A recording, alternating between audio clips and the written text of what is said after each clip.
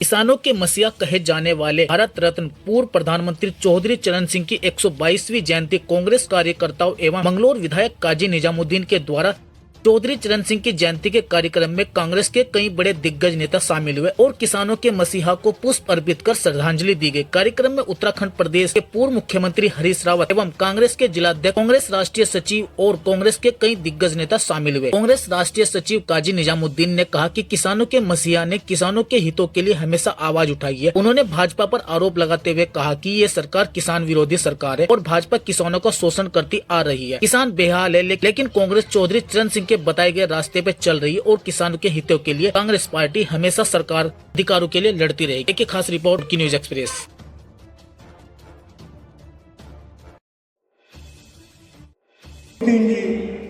शुरुआत जो हो चौधरी साहब के सम्मान की बात जो हमारे इलाके में वहाँ से चली थी। जयंती पर आए हमारे सभी बुजुर्ग साथी प्यारे बच्चे। किसान का दर्द 24 घंटे रहता था उनको। एक बार चले गए किसान। भारत के पूर्व प्रधानमंत्री भारत रत्न श्री चौधरी चरण सिंह जी का जन्मदिन है। उनको आज इस मौके पे काजी भाई जो वर्षों से इनको याद करते हैं, तो आज उनकी जयंती है। यहाँ पर सब लोग इकट्ठे हुए हैं। आज इसलिए भी इकट्ठा हुए कि उनके दिए हुए आदर्श, एक महान व्यक्ति थे, स्वतंत्रता सेनानी थे।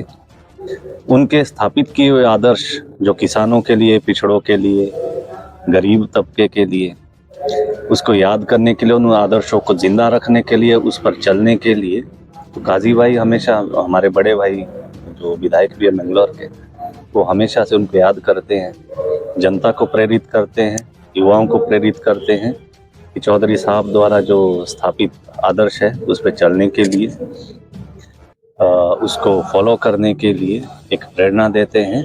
इसलिए मैं भी आज यहाँ आया हूँ कि मैं भी इनके साथ साथ उनको याद करूँ।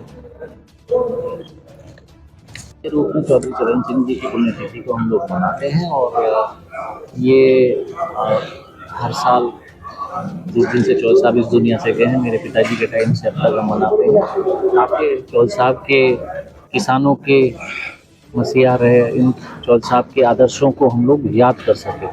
तो खुशी की बात यह है कि हमें एक छोटी सी कामयाबी और मिली है कि जो दल चौधरी साहब की नीतियों में यकीन नहीं रखते थे वो भी मनाने लगे। तो ये भी एक हमारी उपलब्धि है और यहाँ हम सब लोग इस अवसर पर इकट्ठे होकर और चौधरी साहब की नीतियों पर एक परिचर्चा करते हैं और कोशिश करते हैं कि कोई एक चीज़ तो कम से कम ऐसी करें जो चौधरी साहब की आदर्शों पर चलने की बात से कोई मेल खाती हो, चाहे वो किसान की आवाज़ हो या मजदूर की बात हो। तो हम लोग चाहते हैं कि इस तरह की बातें होती रहें और चौधरी साहब की नीतियों को हम सब लोग और आने वाली पीढ़ी याद करती रहे और मानती रहे।